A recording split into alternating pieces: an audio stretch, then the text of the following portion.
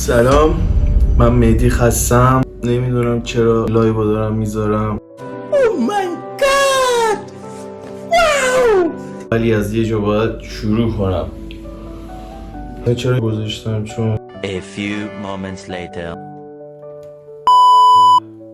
1 hour later. 6 hours later. یکی نگی از قبل مشهور بوده. هیچ کس نیست، هیچی. و این خودش یه آرامشه. من مشکلی با این قضیه هم ندارم. با نبودن آدم ها کاملا کنار میام. ای خب میگیرم یا بعدن با مشهوری نبودیم.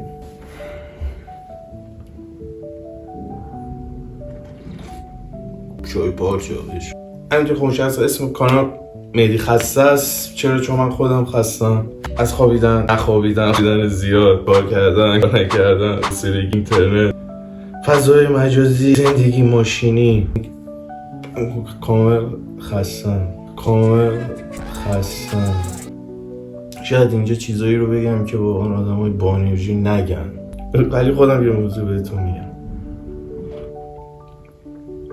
اینترنت گوشی دفعه کن میشه ما فکر میکنیم مشکل مایی. نه، اصلا خود اینترنت گوشی خسته میشه. در سطح کلان گی میخوری باری کلا. آدم هم همینن دیگه. دنیا پر از چیزای خسته کننده است. نشون میدن با انرژی هست، ولی که دارن ادای پر انرژی ها رو در میارن. یا حقیقت.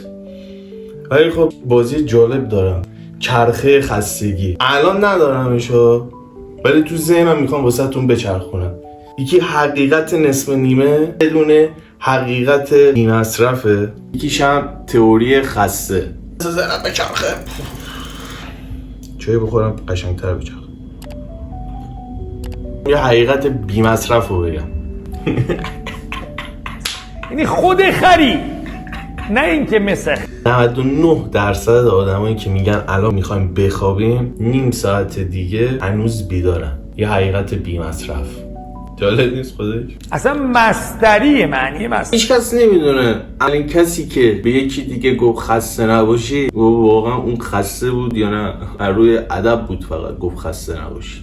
این یه حقیقت بی‌مصرف. منتظرم تو کامنت ها بهم بگید. یکی نوشته شوخی میکنم میشکنی خودم و خودت. حالا فرض میگیریم یکی پرسید نوشته مهدی چطوری؟ مهدی در حد یه گوشی که باتریش 2%. فعلا بیدارم ولی دارم خاموش میشم. در اون حد خستم. تئوری خسته. من دیگه کم کم میخوام برم. یعنی الان که خب شما نمیبینی واسه بچه های آینده کسایی که دارن اینو میبینن، امیدوارم واسه قسمت بعد منو بیدارم کنی، بذارم واسه تون با هم دیگه کلی گپ بزنیم. مرسی گوش کردین. من خواستم خودم معرفی کنم. اگه شما هم مثل من خسته این بهتره سابسکرایب کنید تا قسمت بعدی رو با هم دیگه بریم جلو. کم دارم خاموش میشم. بهتون فعلا شبتون بخیر.